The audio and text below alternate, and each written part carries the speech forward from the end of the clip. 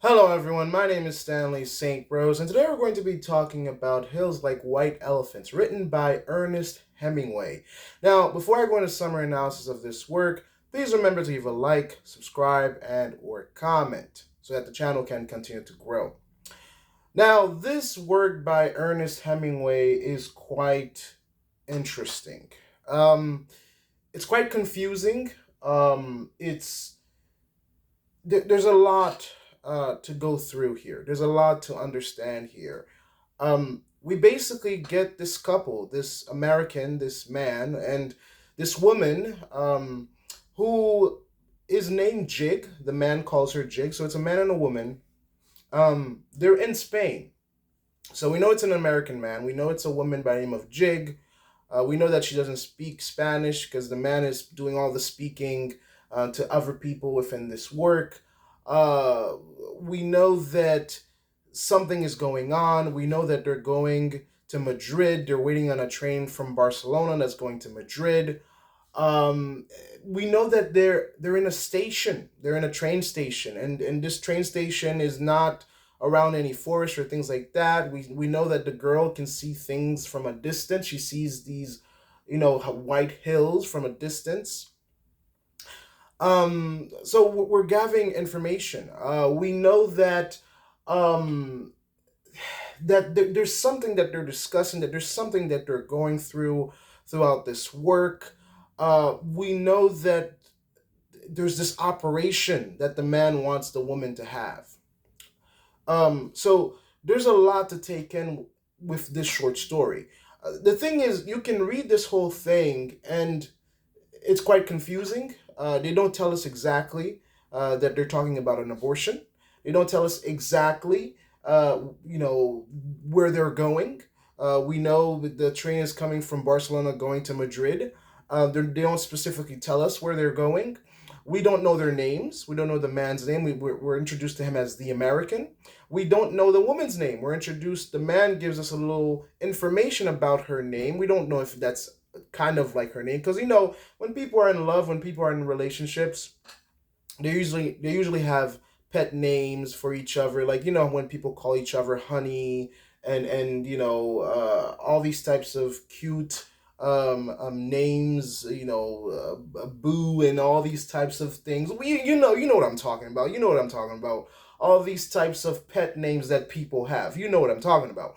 And so, this short story is quite.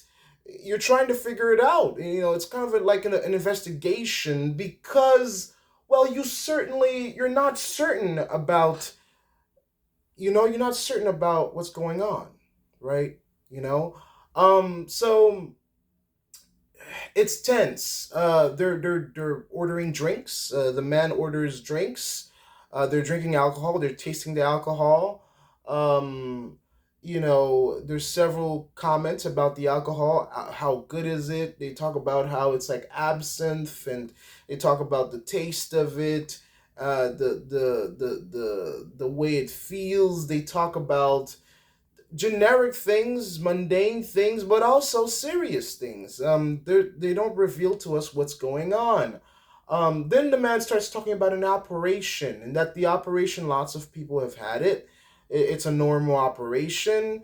The girl is not on board with the man because let's just cut to the chase here, ladies and gentlemen. The truth of the short story is that the man in this short story, in Hills Like Wild Elephants, he wants Jig. He wants his girlfriend. He wants this girl that he's seeing, that he's having fun with, to have an abortion.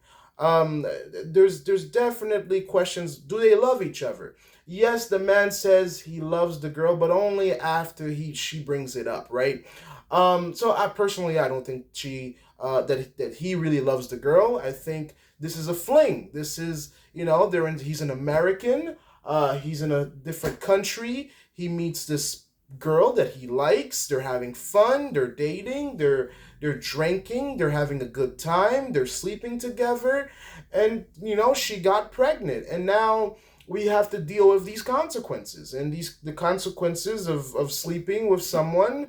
um, results in children. I mean, that's usually how that happens. I mean, I don't need to tell you guys how babies are made. So that's what's going on. So the man, he lives a carefree lifestyle, a lifestyle without children, a lifestyle of enjoyment and merriment and all types of foolishness, right? And he wants his foolishness and lollygaggery to continue, and he does not want this pregnancy to tie him down. This is not a man, from the information that we're given in the short story, this is not a man that's held down by things like family and tradition and relationship and all these types of things. This is the type of man that wants to have a good time, right? Because the way that the American man here describes this pregnancy is like it's a death sentence. This baby's going to make him work harder, have to take care of this woman. The fun stops, the drinking stops, the sleeping around stops, his fun basically stops. That's the vibe, that's the feeling, that's what you're getting from the male here. And the woman, Jig, that's what he calls her, she's otherwise stressed out. There's even one point when she's like, if you don't stop talking, trying to well, she doesn't say all of this, but I'm summarizing and breaking it down for you guys here. She tells him to stop talking because she'll scream. And what does that basically mean is that, stop trying to convince me of having this abortion. I'm not sure about it. And keep in mind, this was not in 2023. This was a long time ago when abortion practices was not as clean as, the medical procedures and, all these types of doctors doing it now. Back then, it was somebody that was doing it that was not a licensed professional. It was just, well, somebody just killing the baby inside of the womb. And it was dark. It was dark. And so they have this discussion. They don't really come to a conclusion. They go back and forth. The woman sees hills in the distance that are like white elephants. And keep in mind, they're in the train station. They're sitting outside. They're drinking, and they can see hills in the distance. And the woman's like, those hills over there look like white elephants. Which is significant. Why is it significant? Because white elephants are rare. In India, a white elephant, if you see one, it is very rare. You don't see, and they consider white elephants to be special. And so this woman is like saying, look over there. There's like hills look like white elephants, which is says a lot. It might mean, well, maybe this baby that's inside of her. I mean, think about babies. Think about human beings. We're all special. I mean, I'm a Christian. I believe that all humans are special, created by God, right? So, from my own perspective as a Christian, I get where she's coming from, right? Because, in the Christian faith, we believe that God created every single being with his own hands, like knitted every single being in the belly of their mothers. So, this woman here, right? This woman, she's kind of in a way saying that, this baby in my gut might, I'm not saying her gut, but you know what I mean. You know what I mean. That her baby in her womb is special. But the dude's like, nah, we gotta. I'm not trying to make a joke here, but he's like, we gotta abort it. We gotta murder this thing. He just. I'm sorry, but he just wants to kill it. He doesn't want his fun to stop. All right, he doesn't want his good times to stop because he says that the baby's gonna ruin their lives because he says he just wants life to go back to how it was before the baby and just have fun, drinking and just no responsibilities, nothing to tie us down. That's his mindset. But the woman's not with it, because she even says, maybe we could have everything. And what she means by that, if we carefully look at the text, what she means by that, maybe we can still have fun and have the baby. Maybe we can have a future. But he's like, we could still have everything. We just gotta abort the baby and then rescue our relationship. But the woman's like, why can't, she's thinking of her which way. And again, this is a very dark story because the woman says at a point that she doesn't care about herself, and she'll just do whatever the dude wants. And the dude's like, oh, if you're gonna say you don't care about yourself and you're gonna do whatever I want, then you don't have to do this. You don't have to do it. And it's a very sad conversation. It's a very sad conversation because the woman is at risk because again, this is not in modern times. An abortion could most likely kill you. If it doesn't kill you, it could be botched, and yes, the baby, you could kill the baby, but still you could pretty much ruin something within your reproductive system that prevents you from having a a pregnancy ever again, or carrying out a pregnancy through birth ever again. So there's it's huge risk here. Her life could potentially be on the line. So there's a lot of consideration, and she's frustrated. She wants to scream. She doesn't know what to do, and it's hot, and she's in the train station. And this is really not a setting to have a conversation like this, man. In a train station, you're in a bar. You're getting drinks served to you. It's a very horrible place to think of something that's so life changing. From if you have the kid, maybe you could have a family, but he doesn't want a family, you could potentially die. Maybe she wants the kid, maybe she doesn't want to do, she doesn't want the boyfriend to hate her. And not even to talk about all the moral and ethical and spiritual consequences of all of this. And pretty much all the pressure is on the woman because it's her choice, and she doesn't want to lose the American. She doesn't want to lose her boyfriend. She doesn't want to lose the kid. She's not sure about how she feels about the kid, and she also has to think about her life and where she's going. So it's a lot to take in. But the guy he's literally trying to be logical. He's very confident because he's in a foreign country. He can speak Spanish. He's with this woman, and he's like, let's kill it. Pretty much, he says it, he doesn't say it like that, but he's pretty much saying, here's the good reason to abort it, here's another good reason to abort it, here's another good reason to abort it. It's really dark and sad. It's like he's breathing down her neck. She doesn't know what to do. She's stressed out, and he won't stop talking to the point where she wants to scream. Eventually, he does take their backs to the other side of the train station. He passes by this other part of the train station, and other people are waiting for the train. The bartender, a woman that was bringing in their drink, she tells them that there's 5 minutes until the train comes. It's kind of like, and one thing I can say is like, there's this pressure. There's this pressure to make a decision, right? Because like all this time, we know the train is coming, the train is coming, the train is coming, the train is coming, and they're having this conversation. It's kind of like, the train is coming. We got to make a decision. The train is coming. The train is coming. And in my mind, I'm thinking like, well, are they waiting for the train from Barcelona to get onto the train and then take the train and then go to Madrid to have the abortion? Is that what they're trying to figure out? Because throughout the work, they're like, maybe that's what they're thinking about. But again, Ernest Hemingway here doesn't reveal all of that to us. And so the story goes on. The man comes back after, getting the luggage to the other side of the train station, and he comes back. He's like, "Are you okay?" And she's like, "I'm fine." And oh my goodness, I'm fine. I mean, when a girl tells you that she's fine, you know she's not fine. You know she's not. I was like, "Oh, she just said she's fine. She's not fine. She is not okay." Like, honey boo boo, she is not okay. She's not okay. No, no, no, no, no. She's not okay. She said she's fine. Oh my goodness. When she said she's fine, we know that something's up. Something is up with Jig. Jig is not fine, and she is not.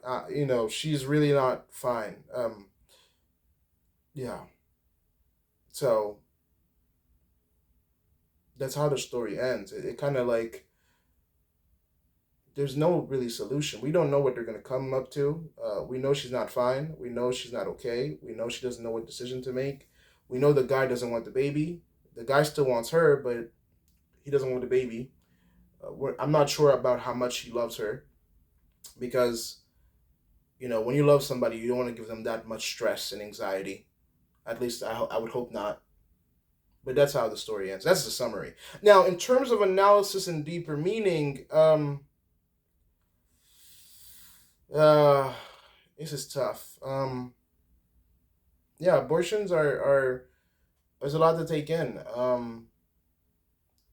mean, wherever you believe in it or not, you are killing something.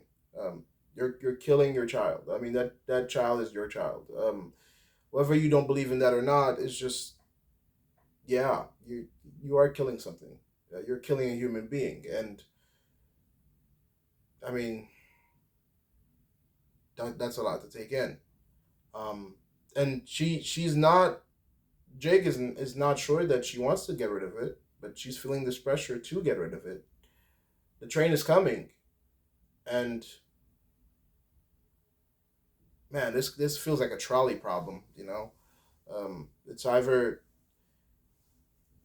you you know the trolley problem is, well, just research the trolley problem, you understand what I mean by that. But it's like she has a trolley problem, and does she save her relationship, does she save her man, her significant other, does she save her child, does she try to have everything, or does she try to have some, does she put her life on the line?